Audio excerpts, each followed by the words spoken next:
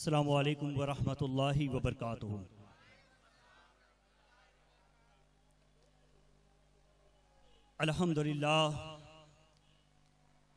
अल्हम्दुलिल्लाहि रब्बिल आलमीन वस्सलातु वस्सलामु अला सय्यदिल अंबिया वल मुरसलीन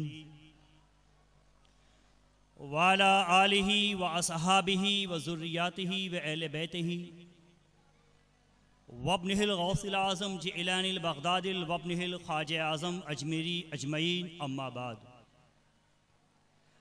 फ़अऊज़ु बिल्लाहि मिनश शैतानिर रजीम बिस्मिल्लाहिर रहमानिर रहीम अला इन्ना औलिया अल्लाहि ला खौफुन अलैहिम वला हुम यहज़नून। सदक़ल्लाहुल अलीयुल अज़ीम व बल्लगना अला रसूलिल अमीरुल मुख्तारुल करीम व शाहिदीन व शाकिरीन।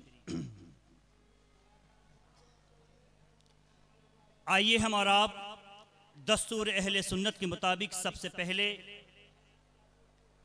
अपनी और सारी कायनात के मरकज़ी अक़ीदत हुज़ूर रहमत आलम नूर मुजस्सम फ़ख्र आदम व बनी आदम ताजदारी हिंदू हरम सरकार मदीना राहत क़ल्ब व सीना हुज़ूर अहमद मुजतबा मोहम्मद मुस्तफ़ा रूही फ़िदा सल्लल्लाहु अलैहि वसल्लम की बारगाह बेकस पनाह में गुंबद खज़रा का तसव्वुर करते हुए इश्क मस्ती में डूब कर दिल की गहराइयों से बाआवाज़ बुलंद दुरूद पाक का नजराना मोहब्बत पेश करें।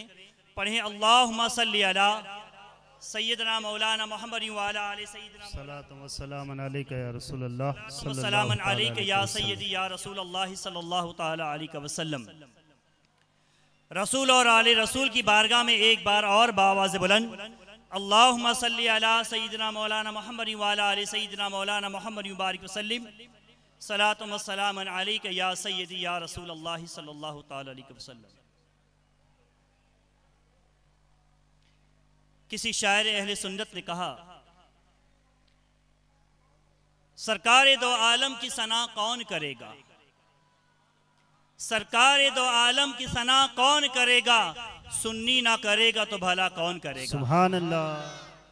ख्वाजा की छठी हो या बड़े पीर की 11, ख्वाजा की छठी हो या बड़े पीर की 11, सुन्नी ना करेगा तो भला कौन करेगा। सुभान अल्लाह। और ख्वाजा की छठी हो या बड़े पीर की 11, ख्वाजा की छठी हो या मेरे दीवान शाह का उर्स, सुन्नी ना करेगा तो भला कौन करेगा। सुभान अल्लाह।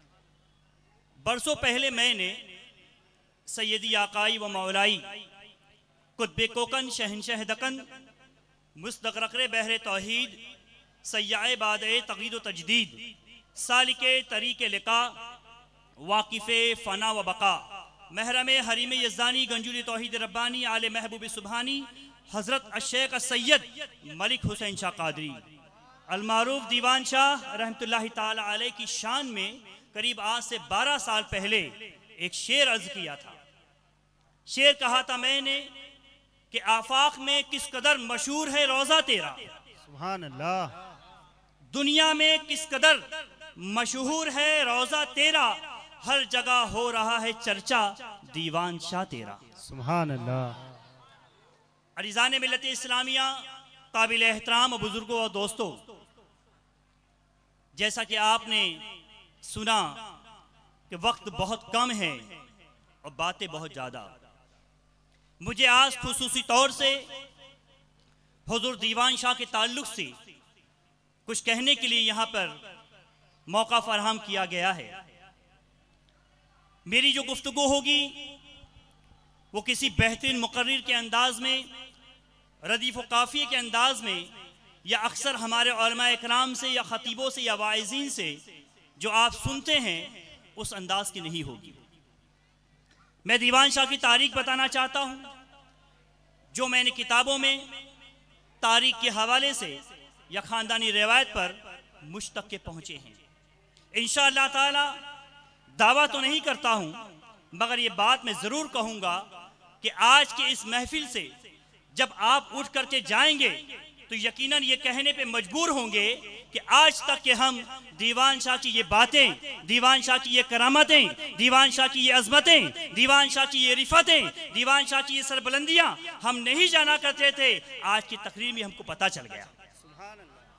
और आज ये जलसा, अब मुझे यहाँ मधु, मैं खुद आपके शहर भिवंडी का हूँ, मैं यहीं पैदा हुआ, यहीं पला बड़ा। अल्हम्दुलिल्लाह जो लोग दरगाह दीवान शाह पे सुबह शाम हाजिर होते हैं वो इस बात की गवाही देंगे कि दीवान शाह के दर का ये कुत्ता अल्हम्दुलिल्लाह सुबह शाम रोजाना इस आस्थाने पे हाजिरी देता है। आइए दीवान शाह की बारगाह में खिराज अकीदत पेश करने से पहले दीवान शाह के दादा, दीवान शाह के जद्दी, जिनकी नस्ल पाक में दीवान शाह है, मेरी मुराद पीराने पीर हुजूर गौसे आजम से है। सुभान अल्लाह, सुभान ए अल्लाह। भिवंडी वालों, ये हुजूर गौसे आजम का बेइंतहा फजल करम है हम भिवंडी के खुश अकीदा सुन्नी मुसलमानों पर कि गौसे आजम ने बगदाद से अपने लाडले को, अपने जिगर गोशा को, अपने दिल के चैन को, अपनी आल को, अपनी नस्ल को, अपनी अस्ल को, दीवान को आपके शहर भिवंडी में भेज दिया। दीवान शाह हसनी हुसैनी सादात हैं, दीवान शाह हुजूर गौसे पाक की औलाद है। सुभान अल्लाह। एक बात याद रखें, जो मैं बयान करूंगा मेरे पास किताबें हैं, मैंने करीब करीब 20 साल इस पे मेहनत की है, लाइब्रेरियों को मैंने खंगाला है, उलमाओं से मुलाकात की है, तारीख दानों से मैं मिला हूं और खानदानी रिवायतें मैंने हासिल की।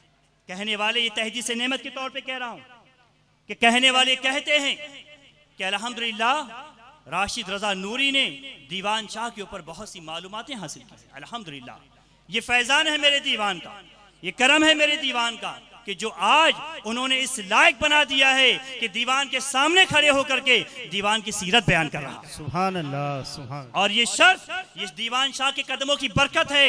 भिवंडी वाले गवाह हैं, मैं बड़े दावे और जिम्मेदारी से कह रहा हूँ, मेरे जानने वाले यहाँ पे जानते हैं, ये मौका जो मुझे आज यहाँ मिला है अल्हम्दुलिल्लाह बगदाद की सरजमीन पर पीराने पीर के रोजे पर ऐसे जैसे आज मेरे दीवान का मजार नजर आ रहा है, मैंने गौसे पाक की मजार को देखते हुए गौसे आजम पे भी तकरीर की है, सुभान अल्लाह, सुभान अल्लाह। बगदाद में भी तकरीर करने का शर्फ हासिल हुआ है। अल्हम्दुलिल्लाह सुम्मा अल्हम्दुलिल्लाह। तो मैं ये चाहता हूँ कि हुजूर दीवान शाह के जद्दी, दीवान शाह के दादा, दीवान शाह के पीरो मुर्शिद सरकार गौसे आजम की शान में एक वाकया बयान करके मैं दीवान शाह की तारीख आपको बताते चलूँ। इससे पहले एक बार बाआवाज़े बुलंद दुरूद शरीफ पढ़ें।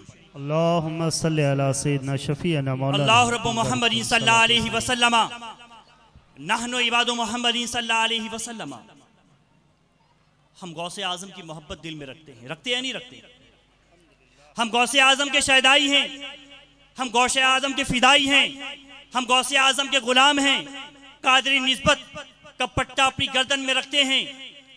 हर खुश अकीदा सुन्नी मुसलमान 11वीं शरीफ के महीने में अपनी इस्तिताअत के मुताबिक हुजूर बड़ी पीर की नियाज कराता है, 11वीं की नियाज पकाता है।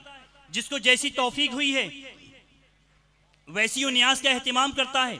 आइए मैं आपको एक इतना प्यारा वाकया, एक इतना अच्छा वाकया सुनाऊं। ये वाकया सुनिएगा, याद रखिएगा, घर जा करके अपनी बीवी को, अपने बच्चों को, अपने घर वालों को ये वाकया सुनाइएगा और यकीन जाने इस वाकये से आपका ईमान ताज़ा हो जाएगा, गौसे आजम की मोहब्बत बढ़ जाएगी। वाकया दरअसल ये है, तवज्जो से समाज फरमाना, मिस्र की सरजमीन है। हुजूर गौसे आजम का एक शहदाई, गौसे आजम का एक मुरीद, गौसे आजम का एक चाहने वाला जिसका नाम यूसुफ मिस्री था, मिस्र में रहता था, बड़ा गरीब था, बड़ी मुसीबत के दिन गुजार रहा था, फाके किया करता था, खुद भी भूखे रहता था, बच्चे भी भूखे रहते थे, बीवी भी भूखे रहती थी। मगर अल्लाह अल्लाह वो गौसे आजम का ऐसा चाहने वाला था, ऐसा टनाटन सुन्नी था कि साल भर अपने खाने के चावल में से 2-2 मुट्ठी, 1-1 मुट्ठी चावल निकाला करता था। साल भर अच्छा खासा चावल जमा हो जाता। मेरे पीर पीराने पीर गौसे आजम की जब 11वीं आती, वो हुजूर गौसे पाक की मोहब्बत में, गौसे पाक के इश्क में हुजूर गौसे पाक की 11वीं का एहतिमाम करता था, नियाज़ गौसे पाक पकाता था, गरीबों को पकड़ के लाता, ताल्लुकात वालों को लेकर आता, उनको बैठाता, गौसे पाक का लंगर खिलाता। अल्लाह अल्लाह जौसे आजम की 11वीं की ये बरकत है। अल्लाह अल्लाह वो यूसुफ मिस्री जो गरीब था, मुफलिस था, तंगस्त था, फाके गुजरा करते थे, जमाने ने देखा गौसे आजम की 11वीं की बरकत से उसके कारोबार में बरकत होती चली गई, उसके रिस्क में बरकत होती चली गई। और फिर आहिस्ता आहिस्ता जो 3 आदमी को खिलाता था 30 आदमी को खिलाने लगा, 300 को खिलाने लगा, 3000 को खिलाने लगा। और एक ऐसा वक्त भी आया कि जिस दिन यूसुफ मिस्री के यहाँ गौसे आजम की नियाज होती थी, पूरे मिस्र में ऐलान कर दिया जाता था, आज कोई अपने घर चूल्हा नहीं जलाएगा, आज कोई अपने घर खाना नहीं पकाएगा, यूसुफ मिस्री के यहाँ गौसे आजम की नियाज है, सबकी दावत है। सुभान अल्लाह, सुभान अल्लाह। वक्त गुजरता गया, 11वीं की नियाज होती गई, यूसुफ मिस्री बूढ़ा हो गया। एक साल 11वीं शरीफ के मौके पर यूसुफ मिस्री के यहाँ गौसे आजम की नियाज चल रही है, लंगर खिलाया जा रहा है। और ये बता दूं मैं आपको कि इतनी बड़ी नियाज जो होती थी, 6 महीना पहले मीटिंग ले ली जाती थी, खाना कौन खिलाएगा, खाना कौन पकाएगा, दस्तरखान कौन बिछाएगा, हाथ कौन धुलवाएगा, आने वालों की कतारें कौन लगाएगा, घर चाहिए कि इतना बड़ा इंतजाम किया जाता था। अल्लाह अल्लाह, 11वीं शरीफ की नियाज चल रही है, यूसुफ मिस्री है, उसके बेटे हैं, उसकी बीवी हैं, सब के सब इंतजामिया में लगे हुए हैं। गौसे पाक का लंगर जारी है, आने वाले आ रहे हैं, दस्तरखान लगाया जा रहा है, गौसे आजम के दीवाने तशरीफ फरमा हो रहे हैं, गौसे पाक का लंगर खा रहे हैं, 11वीं शरीफ की नियाज खा रहे हैं। इसी दरमियान अचानक यूसुफ मिस्री के सीने में दर्द महसूस हुआ, जिसे हम और आप हार्ट अटैक कहते हैं। यूसुफ मिस्री ने अपने बड़े बेटे को तलब किया, बुलाया, कहा बेटा दर्द बड़ी शिद्दत का है, ऐसा महसूस होता है अब मैं जिंदा नहीं रह पाऊंगा, सुनो अगर मेरी मौत हो जाती है, मुझे मेरा इंतकाल हो जाता है, तो सुनो मेरे गौसे पाक का ये लंगर रुकना नहीं चाहिए, गौसे पाक की महफिल बंद नहीं होनी चाहिए, ये आने वाले आते रहेंगे, तुम लंगर खिलाते रहना। अगर मेरा इंतकाल हो जाए, मेरी मैयत को, मेरे मुर्दा जिस्म को उठा करके सामने रूम में रख देना। मैं नहीं चाहता कि मेरी मौत की खबर सुन करके कोई लंगर ना खाए, गौस की नियाज ना खाए, मैं नहीं चाहता कि मेरे गौस की महफिल में खलल वाक़ हो। अल्लाह अल्लाह, यूसुफ मिस्री अभी अपने बेटे को ये वसीयत कर ही रहे थे, अचानक दोबारा दर्द महसूस होता है, यूसुफ मिस्री का इंतकाल हो जाता है, वो इस दारे फानी से दारे बका की जानिब कूच कर जाते हैं। जब इंतकाल हो गया, बाप की वसीयत के मुताबिक यूसुफ मिस्री ने अपने बेटे को एक रूम में, अपने वालिद को ले, यूसुफ मिस्री की लाश को, यूसुफ मिस्री की मुर्दा जिस्म को एक रूम में ला करके रख दिया। लंगर जारी है, आने वाले आ रहे हैं, लंगर खिलाया जा रहा है। अल्लाह अल्लाह, इन आने वालों में एक दरवेश सिफत, एक फकीर नुमा शख्स तशरीफ लाते हैं। आने बाद पूछते हैं कि इसमें से खिलाने वाला जो आज का मेजबान है वो यूसुफ मिस्री कहाँ है, मैं उसके साथ बैठ के नियाज खाना चाहता हूं। यूसुफ मिस्री का चंद लम्हा पहले इंतकाल हो चुका है। आने वाले दरवेश, आने वाले फकीर की ये इल्तिजा है, ये ख्वाहिश है कि यूसुफ मिस्री के साथ ही दस्तरखान पर नियाज खाना चाहता है। वॉलंटियर ने कहा, रजाकारों ने कहा, हुजूर हम आपकी खिदमत के लिए हाजिर हैं, बाबा जान हम आपकी खिदमत के लिए हाजिर हैं, आप तशरीफ लाएं, हम आपका हाथ धुलाते हैं, आपको दस्तरखान में बैठाते हैं। नहीं नहीं, फकीर बजिद है, मैं नियाज खाऊंगा जो यूसुफ मिस्री के साथ ही खाऊंगा। कहाँ है यूसुफ मिस्री, उसे बुलाया जाए। अल्लाह अल्लाह, जब यूसुफ मिस्री का तकाजा बढ़ता, जब फकीर का तकाजा बढ़ता गया कि यूसुफ मिस्री को बुलाया जाए, यूसुफ मिस्री को बुलाया जाए, मजमे में तलाश किया गया, लाखों लाख के मजमे में यूसुफ मिस्री कहीं नजर नहीं आए। उनके बेटे नजर आ गए, जो बड़े बेटे थे, जिनको यूसुफ मिस्री ने वसीयत की थी, वो चल के आ गए। बड़ा बेटा है, अभी अभी बाप का गम सीने में है, यतीमी का दाग सीने में है। बड़ा बेटा आता है, कहता है बाबा, फकीर से कहता है हजरत आइए मैं आपकी खिदमत में हाजिर हूँ, मैं आपके साथ बैठ करके गौसे पाक का लंगर खाता हूँ, मेरे वालिद न जाने कहाँ होंगे। अल्लाह अल्लाह, मगर वो फकीर बजिद है कि अगर मैं नियाज खाऊंगा तो यूसुफ मिस्री के साथ खाऊंगा। बाप ने मना किया था, यूसुफ मिस्री की वसीयत थी बेटे को कि मेरे इंतकाल की खबर किसी को न देना। फकीर का तकाजा भी बढ़ता जा रहा है, फकीर की जिद भी बढ़ती जा रही है। अल्लाह अल्लाह, जब मामला हद से ज्यादा हो गया, अल्लाह अकबर, यूसुफ मिस्री के यतीम बेटे ने कहा, सुनो मेरे बाप वो सामने कमरे में मौजूद है, अगर बुला सकते हो तो बुला लो। अल्लाह अकबर, दुनिया ने देखा, उस फकीर ने आवाज दी, यूसुफ मिस्री, यूसुफ मिस्री, यूसुफ मिस्री। 3 आवाज का देना था। दुनिया ने देखा वो यूसुफ मिस्री जो मुर्दा हो चुके हैं, दरवाजा खुलता है, बाहर आ जाता है। सुभान अल्लाह, सुभान अल्लाह, सुभान। बेटा हैरान है, लोग हैरान हैं, खुद यूसुफ मिस्री हैरान है। कहते हैं बाबा जान तुम कौन हो, ए दरवेश तुम कौन हो? फरमाते हैं हर साल हमारी नियाज करता है, मुझको ही नहीं जानता। सुभान अल्लाह। हर साल मेरी नियाज करता है, मुझको ही नहीं जानता। अजीज़ान मिल्लत इस्लामिया, ये वाक़या मैंने इसलिए बयान किया, ये रिवायत मैंने इसलिए बयान की, हमारे उलमा ने, हमारे मशाइख ने, हमारे पीरान इकराम ने, हमारे मुफ्तियान दीन ने जो हमारी रहनुमाई फरमाई है, अहले सुन्नत का जो अकीदा बता दिया है, मसलके आला हज़रत का जो रास्ता बता दिया है, औलिया इकराम का जो हमें दीवाना बना दिया है, गौसे आज़म का मस्ताना बना दिया है, ख्वाजा का जो मतवाला बना दिया है, बुजुर्गों की तालीमात पे अमल करने वाला बना दिया है, यही रास्ता सच्चाई का है, यही रास्ता बरहक है, और यही इहदिनस सिराते मुस्तकीम। ये जो मैंने वाकया बयान किया ना, सिर्फ इसलिए बयान किया कि अब जो मेरी गुफ्तगू होगी वो इस अंदाज की नहीं होगी। जज्बात वाला वाकया मैंने बयान किया कि आप देख ले कि मैं इस अंदाज से भी तकरीर कर सकता हूं, मगर अब जो बातें मैं बयान करूंगा हो सकता है कुछ लोग बोर भी हो जाएं, हो सकता है कि किसी को समझ में ना आए, और यह भी हो सकता है कि लोग कहेंगे ये तो पहली बात सुन रहे हैं। मगर जिम्मेदार उलमा तशरीफ फरमा है। भिवंडी की तारीख पर मैंने बहुत रिसर्च की है, बहुत मुताला किया है। ये भिवंडी मेरे दीवान की भिवंडी, औलिया इकराम की भिवंडी, ये भिवंडी इतनी अजीम है कि तारीखी हवाले से मैं आपको बताऊं कि भिवंडी का कदीम नाम इस्लामाबाद है, इस्लामाबाद। और यहां के ही एक बुजुर्ग थे जो यहां से हिजरत करके सिंध के करीब गए। आपने सुना होगा कि पाकिस्तान में भी एक इस्लामाबाद है, वो आपके शहर भिवंडी ही के नाम पर उसका नाम रखा गया था। भिवंडी में राजा भीमराव की हुकूमत, भीमनगरी, भीमड़ी और उसके बाद अब भिवंडी। आज भी कुछ हमारे यूपी वाले हैं जो भिवंडी नहीं कहते बल्कि भीमड़ी ही कहते। ये भिवंडी इतना कदीम है, इतना कदीम है कि इसको बाबुल मक्का की भी हैसियत हासिल है और गंज शोहदा भी है। मैं अवामुन नास को उनके अंदाज से समझाता हुआ चलूं। बाबुल मक्का यानी कि भिवंडी की खाड़ी से हाजियों के काफिले जाया करते थे। गंज शोहदा, हजारों की तादाद में इस्लाम के शहीद इस भिवंडी की सरजमीन पे आराम फरमा है। ये भिवंडी मैं आपको बताऊं कि अहले हिंद के और अहले अरब के ताल्लुकात रसूल अकरम सल्लल्लाहु अलैहि वसल्लम की विलादत से कब्ल के हैं। हिंदुस्तान से लोग हुजूर की पैदाइश से पहले मक्का जाया करते थे।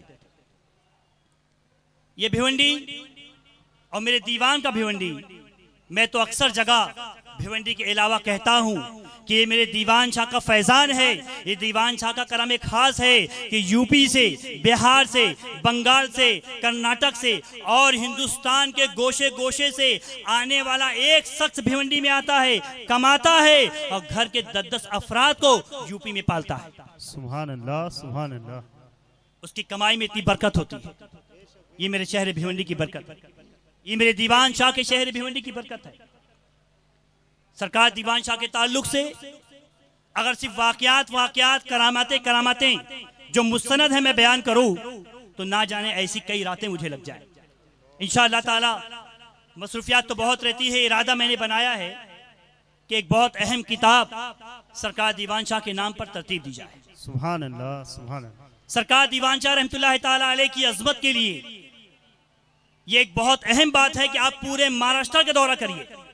महाराष्ट्र में बेशुमार औलिया अल्लाह आराम फरमा है। बंबई की सरजमीन पर, पूना की सरजमीन पर, जहां भी अगर आप कल्याण चले जाएं, थाना चले जाएं, बेशुमार औलिया इकराम के आस्थाने मिलेंगे। मगर इतना कदीम और इतना बड़ा रकबे के एतबार से कोई आस्थाना आपको नहीं मिलेगा। बड़े तहकीक से कह रहा हूं, इतना बड़ा आस्थाना न सरकार हाजी अली का है, न बाबा बाउद्दीन का है, न सरकार हाजी मलंग का है, न फ़की मखदूम अली माहिमी का है, न हाजी अब्दुल रहमान शाह का है। किसी बुजुर्ग का आस्थाना इतना बड़ा आपको नहीं मिलेगा। और तारीखी रिवायत से मैं बताऊं आपको, हमारी और तुम्हारी औकात क्या, हमारी और तुम्हारी हैसियत क्या। हिंदुस्तान का शहंशाह मोहिउद्दीन आलमगीर औरंगजेब रहमतुल्लाह ताला अलैह, जिनकी सल्तनत की उसतें ये हिंदुस्तान नहीं जो आज हम देख रहे हैं, इसमें पाकिस्तान भी था, बांग्लादेश भी था, अफगानिस्तान का भी कुछ हिस्सा था, श्रीलंका भी था। इतना बड़े हिंदुस्तान के शहंशाह मोहिउद्दीन आलमगीर औरंगजेब रहमतुल्लाह ताला अलैह ने 3 बार सरकार दीवान शाह की बारगाह में हाजिरी दी। सुभान अल्लाह, सुभान अल्लाह। अरे भाई पूरा मजमा बोले। सुभान अल्लाह। जिसे दुनिया हिंदुस्तान का शहंशाह कहती है वो मेरे दीवान के दर का मांगता है। सुभान अल्लाह। हजरत औरंगजेब ने एक बड़ी तारीखी किताब है, उसमें लिखा हुआ है कि जब हजरत औरंगजेब रहमतुल्लाह ताला अलैह अपने लश्कर के साथ भिवंडी इस्लामाबाद तशरीफ लाए, और जिसे हम लोग दरगाह चाल कहते हैं ना, दरगाह चाल, चार चाली भी कहते हैं, यहां पे हजरत औरंगजेब रहमतुल्लाह ताला अलैह का घोड़ा आगे नहीं बढ़ रहा था। आपने उसको एड़ लगाई, जोर दिया, घोड़ा आगे नहीं बढ़ रहा था। एक गैर मुस्लिम चावल के खेत में काम कर रहा था, उसने देखा बादशाह भी है, फौज भी है, शाही करोफर भी है, घोड़ा आगे नहीं बढ़ रहा है। वो किसान बादशाह के करीब आया, आके औरंगजेब को कहने लगा, ए राजा, अगर तू राजा है तो यहाँ भी एक राजाओं का राजा है। सुभान अल्लाह, सुभान अगर तेरे को दीवान की बारगाह में जाना है, उतर और दरगाह तक पैदल चाल। जो पैदल दरगाह चाल जो कहा जाता है, इसी उसकी वजह तस्मिया है। हजरत औरंगजेब दरगाह चाल, वहाँ 440 से लेकर के दरगाह दीवान शाह तक नंगे पैर अदब के साथ तशरीफ लाए। कदमैन का जो दरवाजा है, ये दरवाजा अभी करीब 100 साल पुराना है, जो लगा हुआ है। आपने खुलदाबाद, दौलताबाद की मज़ारों पे देखा होगा, आस्थानों के दरवाजे बहुत छोटे हैं, झुक करके जाना पड़ता है। हजरत औरंगजेब शरीयत पसंद बात थे, शरीयत के अंदर बहुत सख्ती बरता करते थे। अल्लाह अकबर। जब दरवाजा छोटा था, औरंगजेब दीवान शाह की मजार के दरवाजे के बाहर आके रुक गए। मैं सर झुका के नहीं जाऊंगा। कब्र दीवान शाह से आवाज आती है, ए मोहिउद्दीन आलमगीर, अगर अल्लाह वालों की बारगाह में आना है तो सर को झुका करके आ, सुभान अल्लाह। वरना जा। तेरे जैसे बादशाहों की हम दरवेशों को, हम फकीरों को जरूरत नहीं है। हजरत औरंगजेब ने लिखा है, अपनी किताब में लिखा है कि पूरे हिंदुस्तान में मुझको 2 ही कब्रों से आवाज आई है। एक अजमेर मोहल्ला में सरकार सुल्तानुल हिंद गरीब नवाज की मजार से आवाज आई है, या इस्लामाबाद में सरकार दीवान की मजार से आवाज आई है। सुभान अल्लाह, सुभान अल्लाह। ये वाकया शायद आपने पहले कभी नहीं सुना होगा। सुना था आपने? ऐसे बेशुमार रिवायतें हैं और हकीकत पे मुबनी है। ये वो रिवायतें हैं, ये मेरे दीवान। अल्लाह अकबर। इतने अजीम शहंशाह हैं। आज हमारा आलमिया ये है, मैं ये चाहूंगा कि ज्यादा तारीख ना बताते हुए थोड़ा सा आपको झिझोड़ भी दूं, बेदार भी कर दूं। हम दर दर के मारे हैं, यहां वहां फटकते हैं, कभी इसके पास कभी उसके पास। कसम खुदा की, ये गौसे पाक की ऐसी अता है, गौसे पाक की ऐसी नवाजिश है मेरे दीवान शाह। अगर सच्चे दिल से आओगे, जो चीज बारगाह है गौसे आजम से मिलेगी, वही दीवान शाह अता कर देंगे। मैं ये देखता हूं, अलमिया ये है, दीवान के चाहने वालों का, दीवान के मानने वालों का। आज हम अपना मुहासबा करें, अपना तज़किया करें, गौर करें, फिक्र करें कि हम रसूलुल्लाह की इस औलाद पाक से, पंजतन के इस वारिस से, पंजतन के इस जानशीन से, गौसे आजम के इस लाडले से कितना दूर हो गए। कितनी कम हाजिरियां देते हैं हम लोग। दीवान शाह की बारगाह में कितना एहसाले सवाब पेश करते हैं, किस अकीदत से हाजिर होते हैं। आपको मैं बताऊं, हिंदुस्तान की एक बहुत बड़ी मशहूर खानका है, खानका है बदायूं शरीफ, खानका है कादरिया। जब वहाँ के साहिब सज्जादा हुजूर सालिम मियाँ यहाँ तशरीफ लाए, दरगाह दीवान शाह पर आए, अल्लाह अल्लाह, मरहूम मौलाना अमजद रजा अंसारी साथ में थे। उन्होंने तारुफ कराना चाहा कि दीवान शाह गौस पाक की औलाद है, दीवान शाह का मकाम ये है। सालिम मियाँ ने कहा था कि मौलाना अमजद रजा, आप हमें ना बताएं कि दीवान शाह की शख्सियत क्या है। करीब 250 साल से मेरे खानदान वाले बदायूं शरीफ से दीवान शाह की बारगाह में हाजिरी लेने आते हैं। सुभान अल्लाह, सुभान अल्लाह। आप गौर करें, ये वो बातें हैं जिसकी तस्दीक मेरे पास है कि चौशा मुकद्दसा आज हुजूर शेखुल इस्लाम मदनी मियाँ हो, गाजी मिल्लत सईद हाशमी मियाँ हो, या खानवादा की चौशा की जो भी बुजुर्ग हो, कौन नहीं जानता। जो सुन्नी है वो खिचौशा मुकद्दसा के सादात को जानता है। कि चौशा मुकद्दसा के सादात में मुजद्दिद सिलसिले अशरफियत शबीह गौसुस सकलैन आला हज़रत अशरफी मियां रहमतुल्लाह ताला, बहुत बड़ी कद्दावर शख्सियत गुजरे हिंदुस्तान में।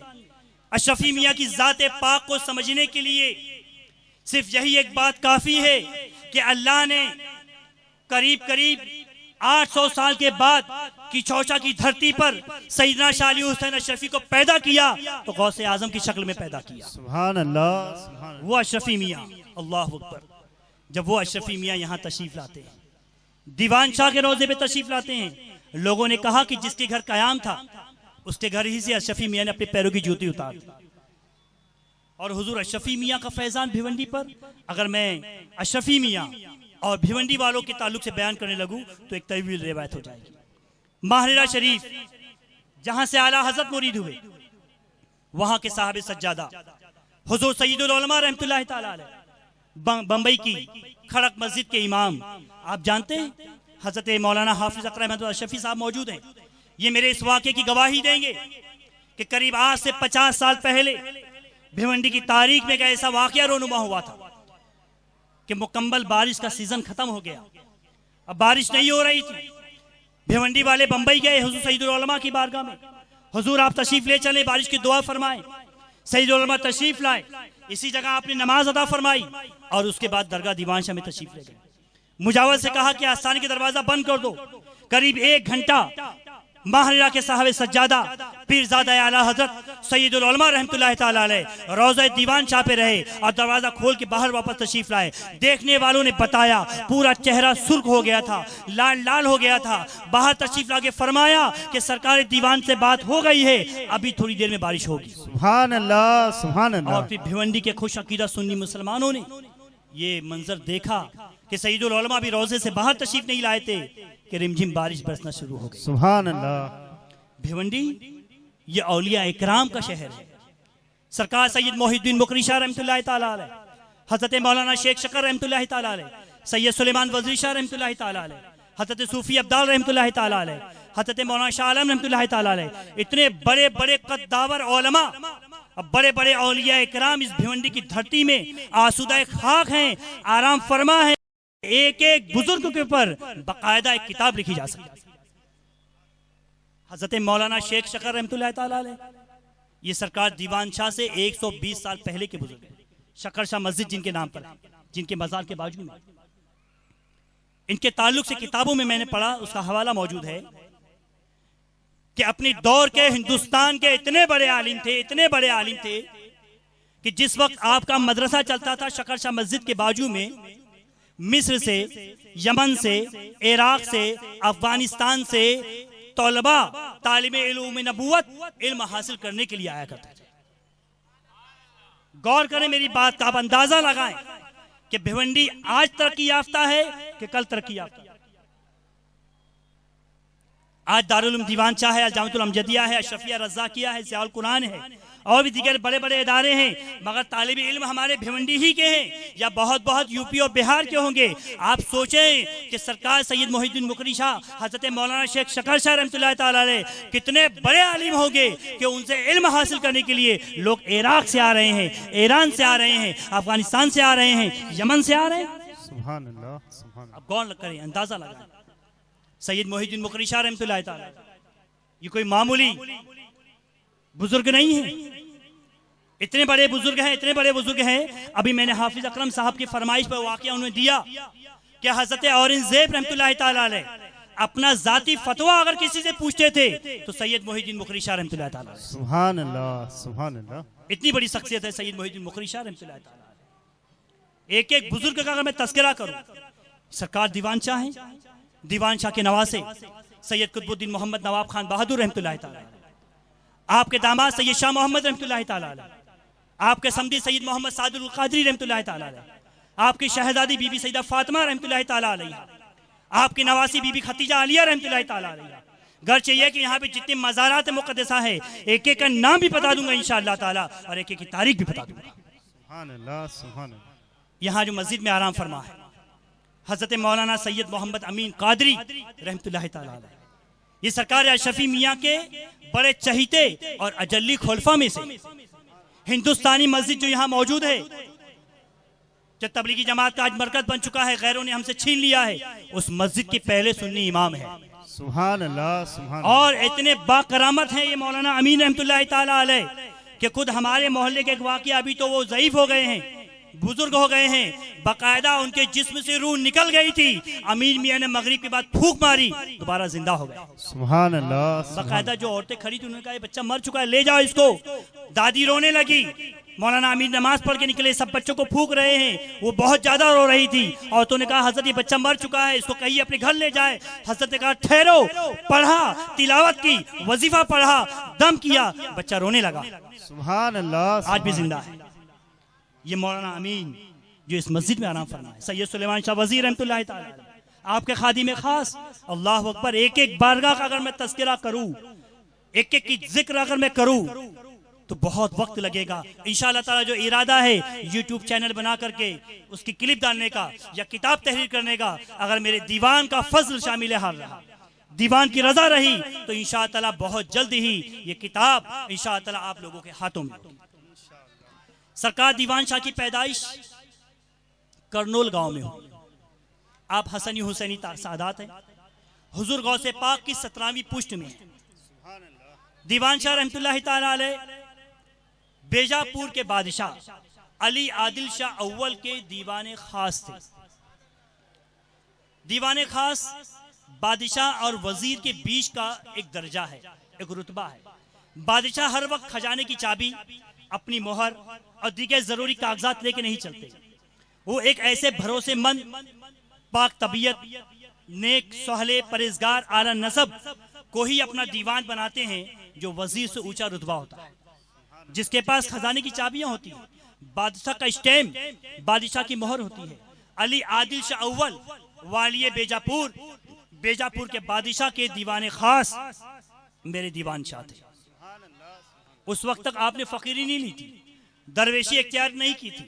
आप बादशाह के दीवाने खास थे, बड़े परहेजगार थे, बड़े अल्लाह वाले थे, बड़े नेक थे, बड़ा अच्छा दौर चल रहा था। रियाया बहुत खुशहाल थी अली आदिल शाह अव्वल की। अचानक अली आदिल शाह अव्वल को एक ऐसी बीमारी लाहक हो गई जिसका इलाज सिर्फ और सिर्फ मौत। जब हकीमों ने बताया, तबीबों ने बताया अली आदिल शाह अव्वल को कि तुम्हें जो बीमारी हुई है अनकरीब तुम बहुत जल्दी मर जाओगे। अली आदिल शाह का बेटा अली आदिल शाह दुवम, जो अभी चंद महीने का ही था, अगर अली आदिल शाह अव्वल का इंतकाल हो जाता, दूसरे सिफे सालार और दीगर मुल्क के राजा, महाराजा, बादशाह उस बच्चे को कत्ल करके खुद बादशाह होने का ऐलान कर देते। अली आदिल शाह अव्वल थोड़ी देर के लिए हैरान हो गए। खलवत कदे में उन्होंने दीवान शाह को बुलाया और कहा कि मैंने अपनी पूरी रियाया में आपके जैसा नेक, परहेजगार, अल्लाह वाला नहीं देखा। इसीलिए मैं चाहता हूं कि अपनी ये बादशाहत, अपना ये तख्त ताज, अपनी ये दौलत मैं सब तुम्हारे नाम कर दूं, ताकि मेरे बाद मेरी रियाया खुशी की जिंदगी गुजार सके, इस पे जुल्म सितम ना हो। मेरे दीवान अल्लाह अल्लाह कितनी पाक तबीयत के हैं, दुनिया की ख्वाहिश नहीं है, माल और दौलत की चाहत नहीं है। दीवान ने फरमाया कि सुनिए, अगर आप बादशाह सलामत यही चाहते कि मुझे बादशाह बना दे, तो आप मुझे अपना वली बना दे, मुकम्मल इख्तियार अता फरमा दे, अपना वली बना दे, फिर मैं जैसे चाहूंगा वैसे करूंगा। अली आदिल शाह अव्वल बादशाह तो चाहते ही यही थे, उन्होंने अपना वली बना दिया। हजरत दीवान शाह रहमतुल्लाह ताला अलैह ने महल के एक तलघर में ले जाकर के हजरत बादशाह अली आदिल शाह अव्वल को रख दिया और उनका इलाज चलता रहा। खाना वक्त पे पहुंचा दिया जाता, पानी पहुंचा दिया जाता, जो भी काम रहता ये सब होता रहा। इधर दरबार में ऐलान कर दिया गया बेजापुर के महल में कि अली आदिल शाह की तबीयत खराब है, कोई बेगमात नहीं मिल सकती हैं, कोई नहीं मिल सकता है, कोई दरबारी नहीं मिल सकता है, कोई रिश्तेदार नहीं मिल सकता है, हत्ता कि बादशाह का बेटा अली आदिल शाह दुवम भी नहीं मिल सकता है।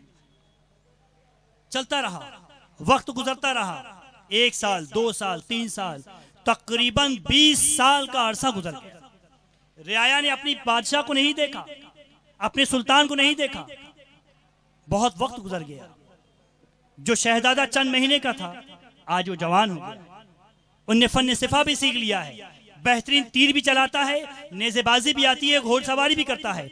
शहजादा तैयार हो चुका है। एक दिन मेरे आका सरकार दीवान शाह ने ऐलान किया कि महल में जश्न होगा, महल को सजाया जाए। पूरे महल को सजाया गया। आवाम ये समझी, दरबारी ये समझे कि अनकरीब हमें अपने बादशाह का दीदार होने वाला है। पूरा महल आरास्ता हो गया, हर कोई हाजिर हो गया।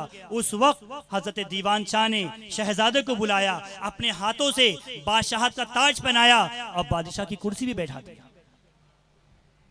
वजीरों ने इतराज किया कि बादशाह सलामत के होते हुए आपने शहजादे को कैसे तख्त नशीन कर दिया, गद्दी पे उनको कैसे बैठा दिया। उस वक्त दीवान शाह रहमतुल्लाह ताला अलैह ने फरमाया, पूरा वाकया बयान किया कि बादशाह सलामत को एक ऐसी बीमारी हो गई थी और उस तल घर में इलाज के दौरान ही बादशाह सलामत की मौत हो गई और मैं उनका वाली था, मुझको उन्होंने अपना वली बनाया था और उसकी वलीयत और वलीयत के मुताबिक शरीयत का भी मसला है। वली इजाज़त देगा तो जनाजे की नमाज हो जाएगी, वली इजाज़त देगा तदफीन हो जाएगी। मैं उनका वली था, उन्होंने मुझे वली बनाया। मैंने तलघर ही में उनके इंतकाल के बाद उनको गुस्ल दिया, कफन पहनाया, तनहा जनाजे की नमाज पढ़ी, उनको दफना दिया ताकि उनकी मौत की खबर बाहर ना आए और कोई शहजादे को कत्ल ना करे, कोई शहजादे को कत्ल ना करे। ये रिवायतें तो मैंने पढ़ ली, मगर हाफिज अकरम साहब से मैं कहना चाहूंगा कि करीब 5 से 6 साल की मुसलसल मेहनत के बाद एक अखबार मेरे हाथ लगा जिसमें तारीख बेजापुर लिखी हुई थी। उसमें लिखा हुआ था कि अली आदिल शाह अव्वल की कब्र तलघर के अंदर। सुभान अल्लाह। मेरे हवाले को सनद मिल गई, अली आदिल शाह अव्वल की कब्र तलघर के अंदर है। जब हजरत दीवान शाह ने बताया कि ऐसा सा मामला था, शहजादे छोटे थे, आज ये 20 साल के करियर नौजवान हुए हैं, आप कोई इनके ऊपर अटैक नहीं कर सकता, आप कोई इनके ऊपर हमला नहीं कर सकता, आप कोई इनका तख्त ताज नहीं छीन सकता। ये अमानत थी जो अली आदिल शाह अव्वल ने मुझे दी थी, तुम्हारे बाप ने मुझे दी थी, बादशाह ने मुझे दी थी, वो मैंने तुमको लौटा दी। अल्लाह अल्लाह, दीवान शाह ने ये बात पेश करके ये बतला दिया कि ये शान है आले रसूल के घराने की। सुभान अल्लाह, सुभान अल्लाह। दौलत तख्त और ताज तो इन सादात के कदमों में पड़ा था। जब ये वाकया हो गया, अली आदिल शाह दुवम ने कहा कि मेरी एक इल्तिजा है कि जैसे आप मेरे वालिद बुजुर्गवार अली आदिल शाह अव्वल के दौर में दीवान थे, मेरे दौर में भी रहिए। मेरे दीवान शाह ने इनकार किया, कहा नहीं, 20 साल तक बड़ी मेहनत से मैं तुम्हारी हुकूमत संभालता आया हूं, अब मुझे इजाजत दीजिए। दिल चाहता है कि मैं बैतुल्लाह जाऊं, हज करूं, रोज़ा रसूल की ज़ियारत करूं और अपनी बकिया जिंदगी राह खुदा में गुजार दूं, दरवेशी इख्तियार करूं। वाकया इतना तवील है कि मैं सोच रहा हूं कि कहां से उसको शॉर्ट करूं, कहां से कम करके आपको बताऊं, क्योंकि जहां तक मैं जानता हूं भिवंडी वाले पहली बार सरकार दीवान शाह की तारीख सुन रहे हैं। दीवान शाह रहमतुल्लाह ताला अलैह को बहुत मनाने की कोशिश की बादशाह ने, आप नहीं माने।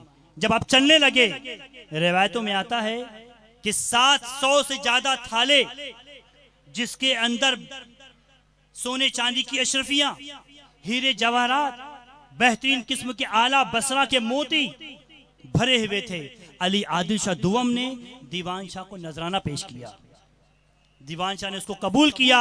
सुबह दिया गया था, शाम तक के मेरे दीवान ने सब गरीबों में लुटा दिया। सुभान अल्लाह, सुभान अल्लाह। ये हैं ऐसे सखी, सखी इब्ने सखी, सखी खानदान के लाडले हैं। दीवान शाह ने सब गरीबों में तकसीम कर दिया बेजापुर में, और अपने चंद साथियों को लेकर के, अपनी अहलिया को लेकर के बैतुल्लाह के लिए रवाना हो गए। काबा शरीफ पहुंचे। काबा शरीफ में आपका क़याम कई साल तक के रहा। काबे के गिर्द आप तवाफ करते रहे, इबादत करते रहे, इत्तिकाफ भी फरमाया दीवान शाह ने। एक रिवायत मुझको ये भी पहुंची कि सरकार दीवान शाह ने दौरान क़याम मक्का, ये पहले के लोगों का तरीका होता था, मैंने पढ़ा है, बहुत से बुजुर्गों ने, हज़रत सैयदना जुन्नून मिस्री ने भी, हज़रत बिशर हाफी ने भी, हज़रत बायज़ बुस्तामी ने भी दौरान क़याम मक्का कुरान शरीफ तहरीर किया। पहले कुरान शरीफ छपता नहीं था, दूसरे कुरान की कॉपी को देख करके एक कुरान शरीफ लिखा जाता था। दीवान शाह ने दौरान क़याम मक्का एक कुरान शरीफ लिखा और मक्का शरीफ में ही में रख दिया।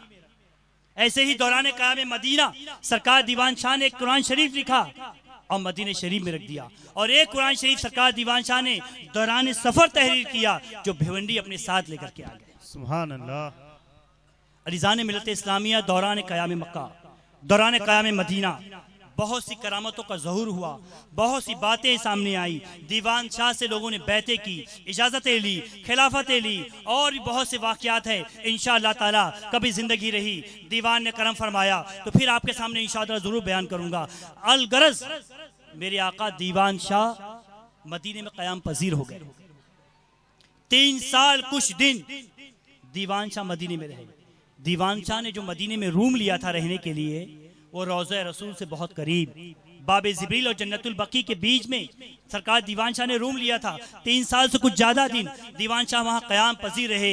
एक रात किस्मत का सितारा चमका और सरकार मदीना का दीदार हुआ। सुभान अल्लाह, सुभान अल्लाह। सरकार दीवान शाह ने फरमाया, है सैयद मलिक हुसैन, मेरे प्यारे बेटे, तुमको मदीने में क़याम पजीर नहीं रहना है, मदीने में नहीं ठहरना है। जो तुमने दिल में इरादा कर लिया है, नियत कर ली है कि अब बकिया जिंदगी मदीने ही में गुजारनी है, नहीं, जाओ, इस्लामाबाद में तुम्हारा इंतजार किया जा रहा है। सुभान अल्लाह। सरकार दीवान ने कहा, या रसूल अल्लाह, मैं बीजापुर से कहीं नहीं गया, इस्लामाबाद हिंदुस्तान में कहाँ है, ये दुनिया के नक्शे में कहाँ आता है, मैं नहीं जानता।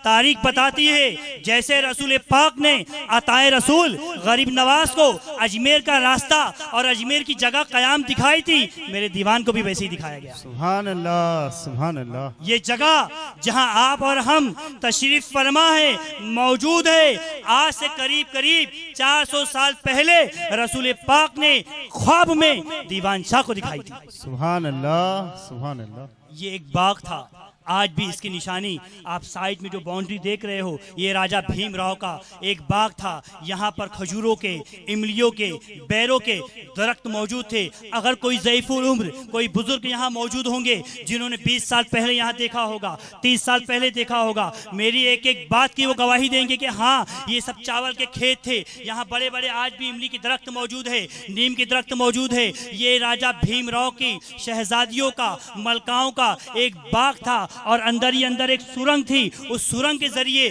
शहजादियां यहाँ आया करती थी और शाम के वक्त तफरी किया करती थी। उस वक्त सिर्फ ये मज़ार था सैयद सुलेमान शाह वजीर का, कुछ नहीं था इसके अलावा जो मेरे को इल्म में है।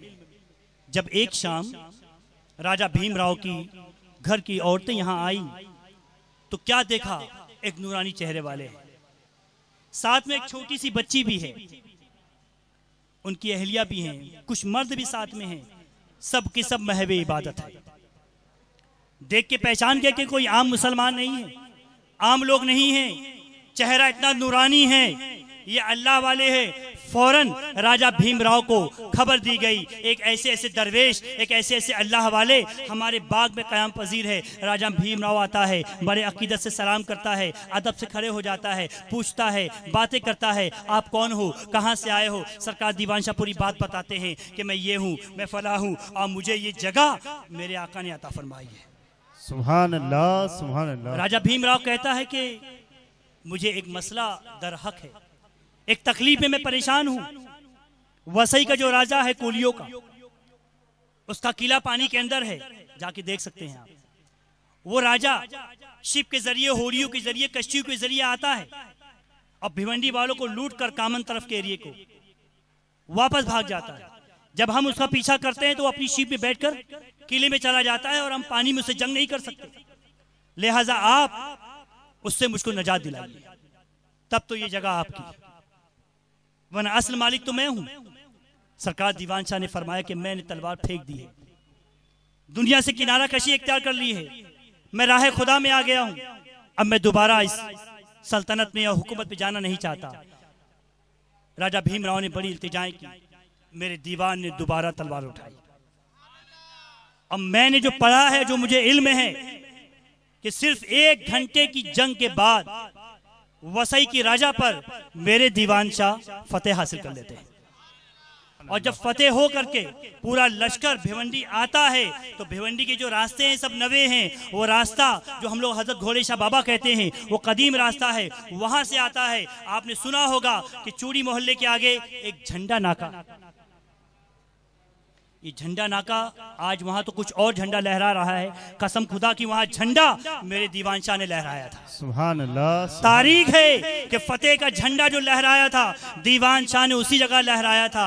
उसके बाद बड़े अदब से जमीन को बोसा देते हुए राजा भीमराव ने, ये जगह ही नहीं, इसके कागजात हैं, बहुत सी तारीखी सनदें हैं कि ये जगह और दीगर बहुत से गांव राजा भीमराव ने हजरत दीवान शाह को पेश कर दिया था। सुभान अल्लाह। अज़ीज़ान मिल्लत इस्लामिया, दीवान शाह का क़याम किसी आलीशान महल में नहीं हुआ, किसी किले में नहीं हुआ। जिस जगह मेरे आका दीवान का मज़ार है, इसी जगह एक झोपड़ी बना करके मेरे दीवान शाह रहमतुल्लाहि ताला अलैह अपनी बीवी और अपनी शहजादी के साथ रहा करते थे। और आखिरी वक्त तक सरकार दीवान शाह रहमतुल्लाहि ताला अलैह ज़ाहिरी विसाल फरमाने तक के सरकार दीवान शाह रहमतुल्लाहि ताला अलैह इसी जगह क़याम फरमा रहे। एक बार दुरूद शरीफ पढ़े। अल्लाहुम्मा सल्ली अला सय्यिदना सय्यिदना अल्लाह रब्बु मुहम्मदिन सल्लल्लाहु अलैहि वसल्लम नहनु इबादु मुहम्मदिन सल्लल्लाहु अलैहि वसल्लम। मैं ये चाहता हूँ कि मुख्तसर से वक्त में आपको वो बातें बता दूं कि जो आपको झिझोड़ के रख दे।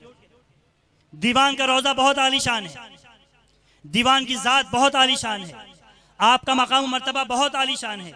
गेजेट के हवाले से बात करूं, गेजेट उसको कहते हैं जो 100 साल में एक बार लिखा जाता है कि भिवंडी में क्या क्या हुआ करता था। ब्रिटिश गवर्नमेंट के दौर में, मलका विक्टोरिया के दौर में जो भिवंडी का गेजेट लिखा गया है, उसमें लिखा गया है कि भिवंडी में एक बहुत बड़ी बारगाह है, एक बहुत बड़ा आस्थाना है दीवान शाह रहमतुल्लाहि ताला अलैह का। और इस बारगाह में इतना चरागा, इतना गल्ला आया करता था, इतनी नजर नियाज आया करती थी कि दीवान शाह के गल्ले से फकीर मखदूम अली माहिमी का उर्स होता था। अंदाजा लगाया।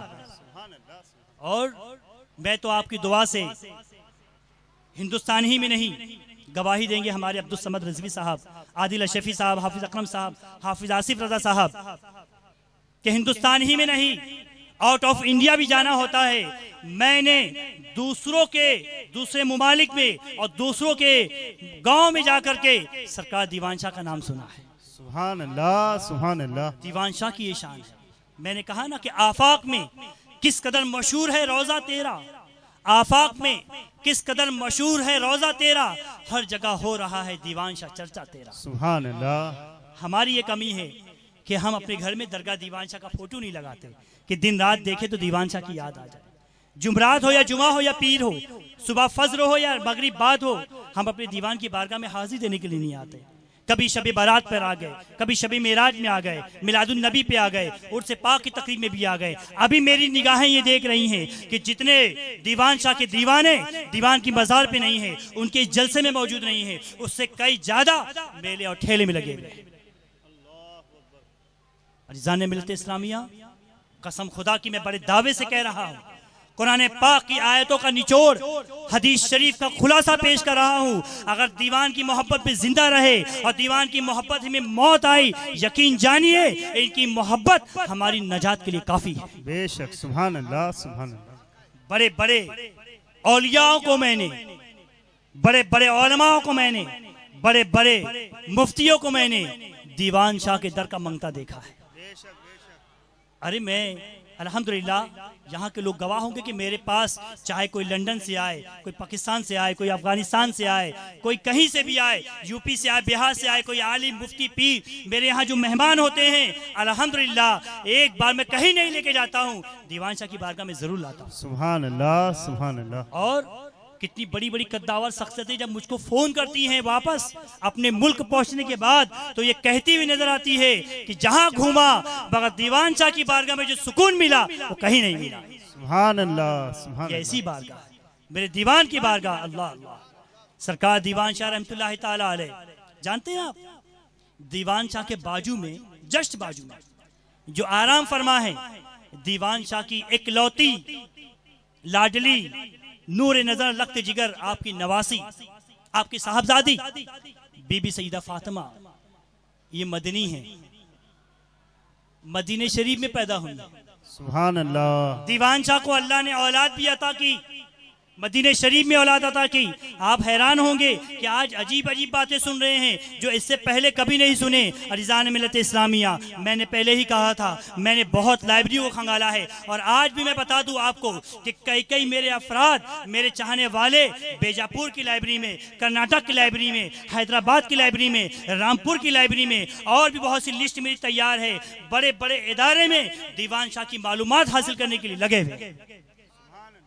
बहुत सी मालूमात मुझको मेरे करम फरमा हजरत सैयद सैफुल हक कादरी बरकाती रहमतुल्लाह ताला अलैह ने भी अता फरमाई, जिनका मज़ार इसी कब्रिस्तान में दीवान शाह के कदमों में आराम फरमा।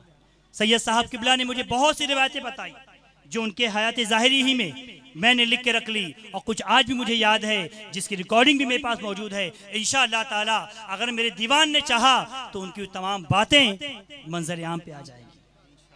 अब आखिरी में जब मैंने इतनी बातें बताई हैं आपको,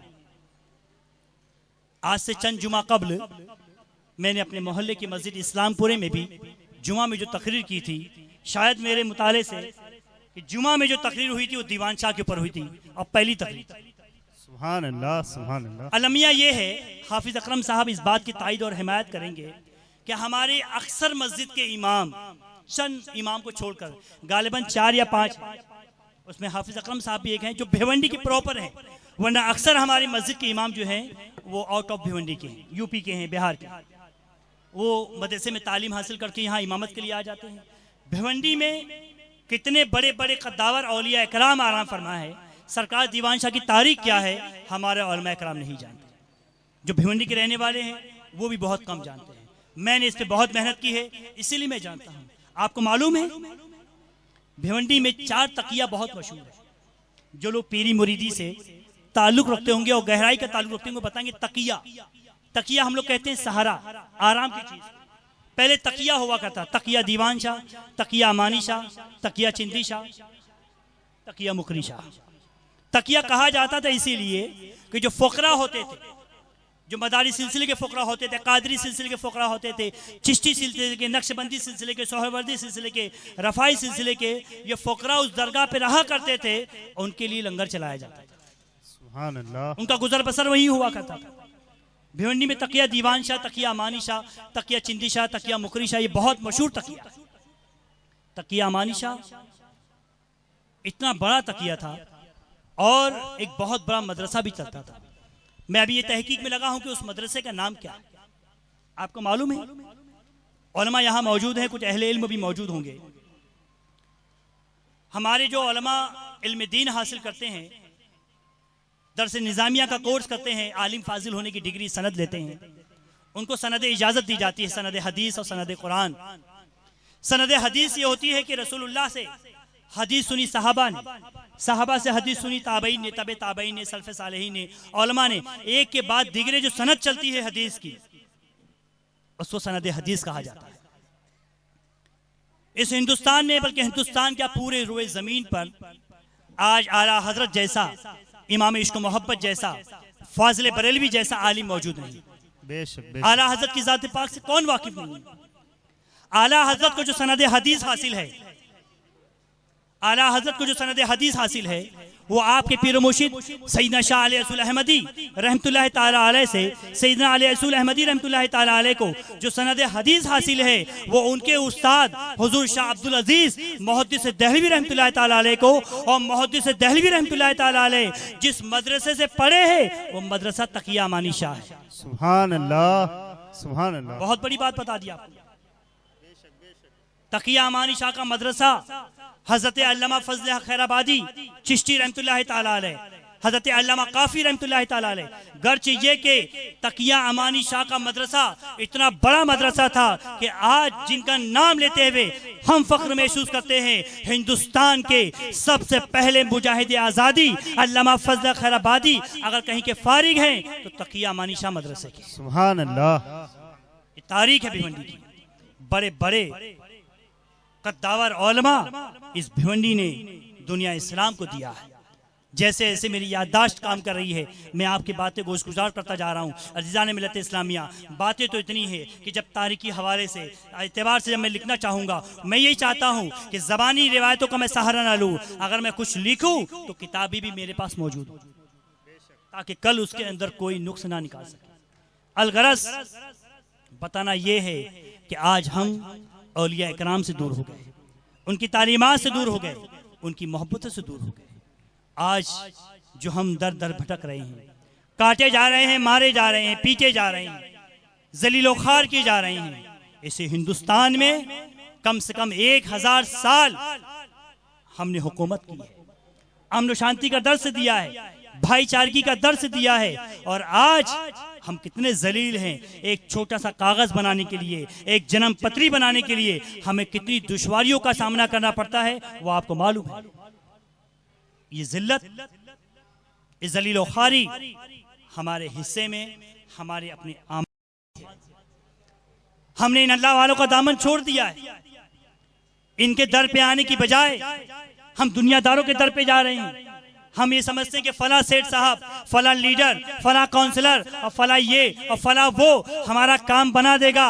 मैं बहुत दावे और यकीन के साथ कहता हूँ, तुम्हारा काम कोई नहीं बनाएगा।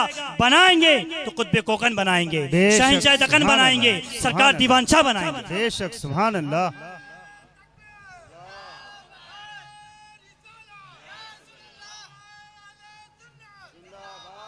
ये सखी इब्ने सखी है, ये दाता इब्ने दाता है, ये मालिक इब्ने मालिक है, ये मौला इब्ने मौला है, ये सैयद इब्ने सैयद है। ये उस खानदान के है कि इनके दरवाजे पर फकीर कभी खाली नहीं जाता, साइल कभी खाली नहीं जाता। ये जो जिनके दरवाजे पर जो मांगते हैं ये वो अता फरमाते हैं। सुभान अल्लाह, सुभान अल्लाह।